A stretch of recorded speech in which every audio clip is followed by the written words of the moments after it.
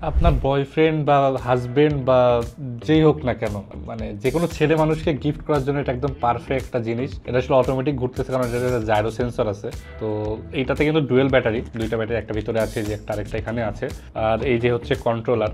তো এই জিনিসটা আসলে না ছেলে মানুষের ইমোশন, ঠিক আছে? ছেলে মানুষকে যদি আপনি এটা গিফট করেন, মানে এর থেকে মানে সুন্দর গিফট হয়তো বা আর কিছু হবে না। আপনার পরে আপনি হয়তো বা তার জন্য বেস্ট গিফট হইতে পারেন, তারপরে হয়তো বা এটা হইতে পারে।